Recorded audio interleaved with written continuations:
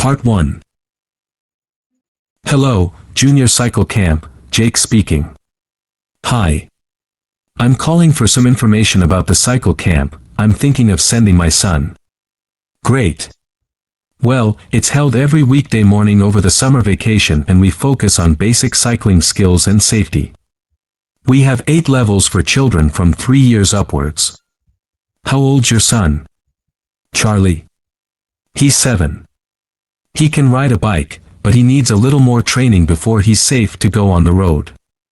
He'd probably be best in level 5. They start off practicing on the site here, and we aim to get them riding on the road, but first they're taken to ride in the dark, away from the traffic. Right. And can you tell me a bit about the instructors? Well, all our staff wear different colored shirts. So, we have 3 supervisors, and they have red shirts. They support the instructors, and they also stand in for me if I'm not around. Then the instructors themselves are in blue shirts, and one of these is responsible for each class. Okay. In order to be accepted, all our instructors have to submit a reference from someone who's seen them work with children, like if they've worked as a babysitter, for example. Then they have to complete our training course, including how to do lesson plans, and generally care for the well-being of the kids in their class. They do a great job, I have to say. Right. And tell me a bit about the classes. What size will Charlie's class be? We have a limit of 8 children in each class, so their instructor really gets to know them well. They're out riding most of the time, but they have OYA times too, where their instructor might tell them a story that's got something to do with cycling, or get them to play a game together. It's a lot of fun. It must be. Now, what happens if there's rain? Do the classes still run? Oh yes. We don't let that put us off, we just put on our waterproofs and keep cycling. And is there anything special Charlie should bring along with him? Well, maybe some spare clothes, especially if the weather's not so good. And a snack for break time. How about a drink? No, we'll provide that. And make sure he has shoes, not sandals. Sure. And just at present Charlie has to take medication every few hours, so I'll make sure he has that. Absolutely. Just give us details of when he has to take it and we'll make sure he does. Thanks. Now, there are a few things you should know about day 1 of the camp. The classes normally start at 9:30 every morning, but on day 1 you should aim to get Charlie here by 9:20. The finishing time will be 12:30 as usual. We need the additional time because there are a few extra things to do. The most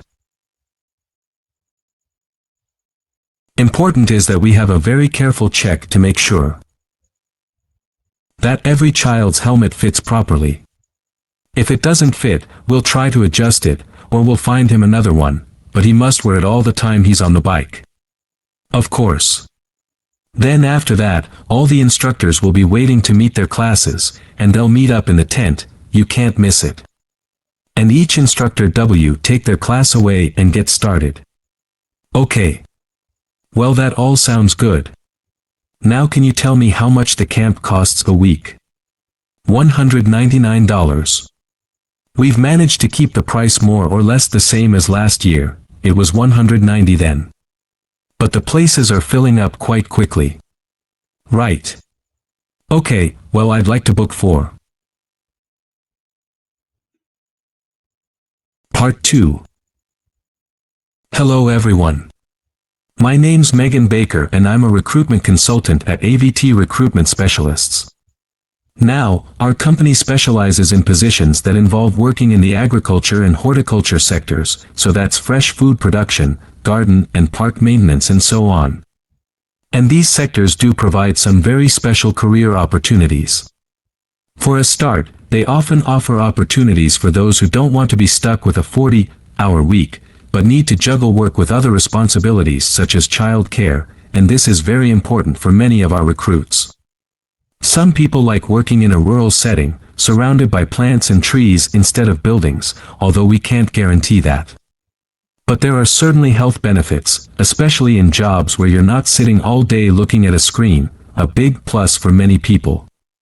Salaries can sometimes be good too, although there's a lot of variety here. And you may have the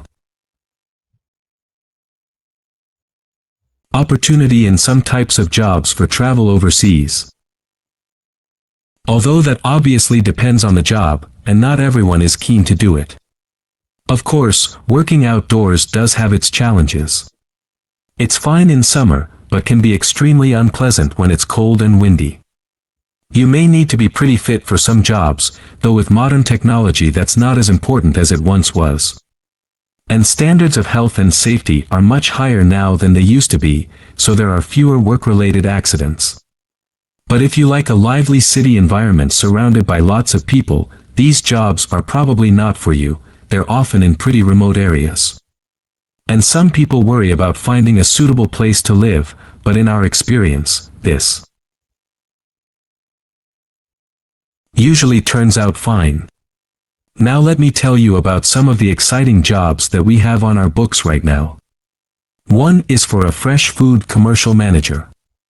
Our client here is a very large fresh food producer supplying a range of top supermarkets. They operate in a very fast-paced environment with low profit margins. The staff there work hard, but they play hard as well, so if you've a sociable personality, this may be for you. We have an exciting post as an agronomist advising farmers on issues such as crop nutrition, protection against pests, and the latest legislation on farming and agricultural practices. There are good opportunities for the right person to quickly make their way up the career ladder, but a deep knowledge of the agricultural sector is expected of applicants. A leading supermarket is looking for a fresh produce buyer who is available for a 12-month maternity cover contract. You need to have experience in administration, planning, and buying. In the fresh produce industry, and in return will receive a very competitive salary. We have also received a request for a sales manager for a chain of garden centers. You will be visiting centers in the region to ensure their high levels of customer service are maintained.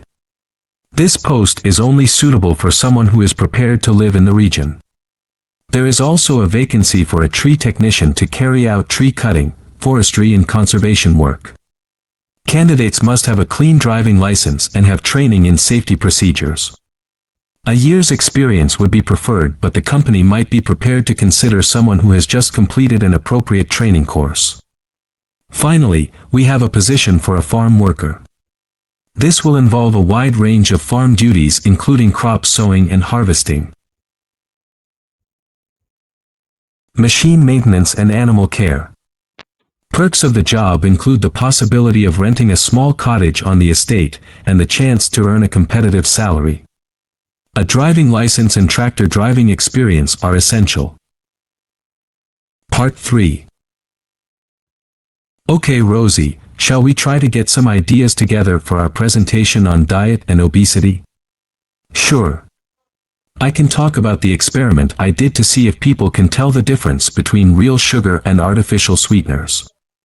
Where you gave people drinks with either sugar or artificial sweeteners and they had to say which they thought it was? Yeah. It took me ages to decide exactly how I'd organize it, especially how I could make sure that people didn't know which drink I was giving them.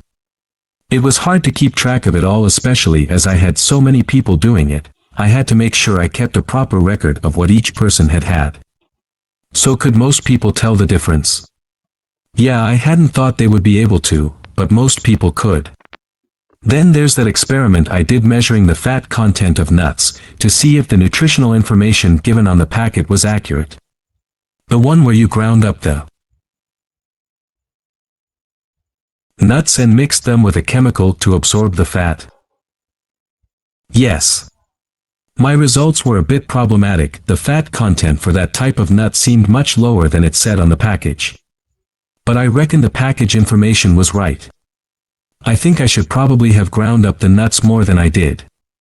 It's possible that the scales for weighing the fat weren't accurate enough, too. I'd really like to try the experiment again sometime. So what can we say about helping people to lose weight? There's a lot we could say about what restaurants could do to reduce obesity.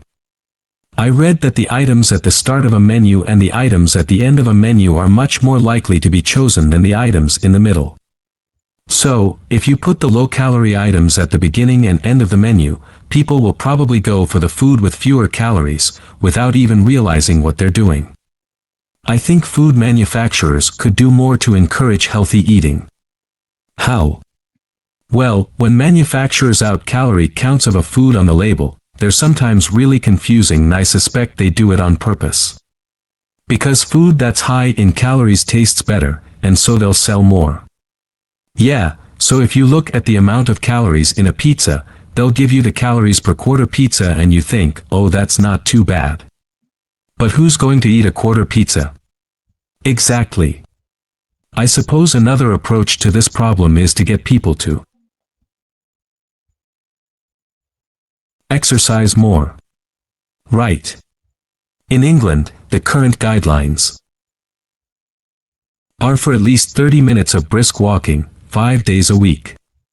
Now when you ask them, about 40% of men and 30% of women say they do this, but when you objectively measure the amount of walking they do with motion sensors, you find that only 6% of men and 4% of women do the recommended amount of exercise. So you can see why obesity is growing. So how can people be encouraged to take more exercise? Well, for example, think of the location of stairs in a train station. If people reach the stairs before they reach the escalator when they're leaving the station, they're more likely to take the stairs. And if you increase the width of the stairs, you'll get more people using them at the same time. It's an unconscious process and influenced by minor modifications in their environment. Right. And it might not be a big change, but if it happens every day, it all adds up. Yes. But actually, I'm not sure if we should be talking about exercise in our presentation. Well, we've done quite a bit of reading about it. I know, but it's going to mean we have a very wide focus, and our tutor did say that we need to focus on causes and solutions in terms of nutrition. I suppose so. And we've got plenty of information about that. Okay. Well, that will be simpler. So what shall we do now? We've still got half an hour before our next lecture. Let's think about what we're going to include and what will go where. Then we can decide what slides we need. Okay, fine. Part 4. Good morning, everyone. So today we're going to look at an important creative activity, and that's hand knitting. Ancient knitted garments have been found in many different countries, showing that knitting is a global activity with a long history. When someone says the word knitting, we might well picture an elderly person, a grandmother perhaps, sitting by the fire knitting garments for themselves or other members of the family. It's a homely image, but one that may lead you to feel that knitting is an activity of the past and, indeed, during the previous decade, it was one of the skills that was predicted to vanish from everyday life. For although humans have sewn and knitted their own clothing for a very long time, many of these craft-based skills went into decline when industrial machines took over, mainly because they were no longer passed down from one generation to another. However, that's all changing, and interest in knitting classes in many countries is actually rising, as more and more people are seeking formal instruction in the skill.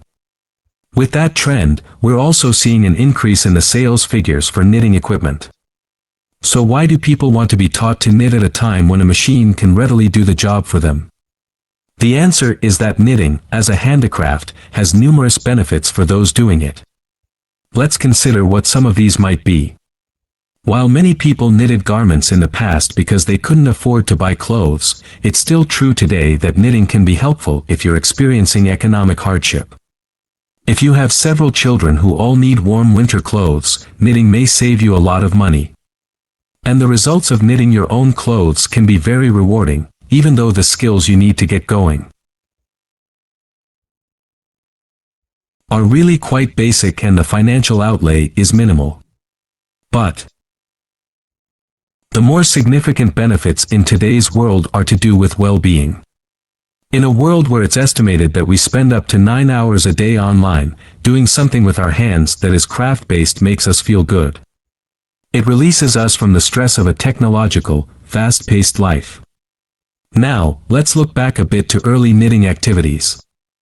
In fact, no one really knows when knitting first began, but archaeological remains have disclosed plenty of information for us to think about. One of the interesting things about knitting is that the earliest pieces of clothing that have been found suggest that most of the items produced were round rather than flat.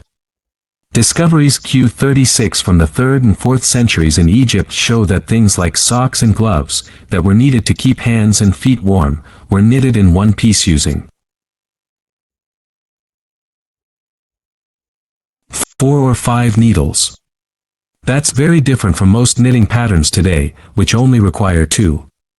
What's more, the very first needles people used were hand-carved out of wood and other natural materials, like bone, whereas today's needles are largely made of steel or plastic and make that characteristic clicking sound when someone's using them. Ancient people knitted using yarns made from linen, hemp, cotton, and wool, and these were often very rough on the skin. The spinning wheel, which allowed people to make finer yarns and produce much greater quantities of them, led to the dominance of wool in the knitting industry, often favored for its warmth. Another interesting fact about knitting is that because it was practiced in so many parts of the world for so many purposes, regional differences in style developed.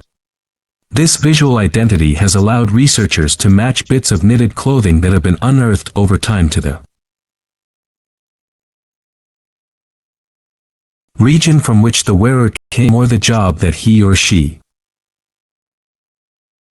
did. As I've mentioned, knitting offered people from poor communities a way of making extra money doing other tasks. For many centuries, it seems, men, women and children took every opportunity to knit, for example, while watching over sheep, walking to market or riding in boats. So, let's move on to take a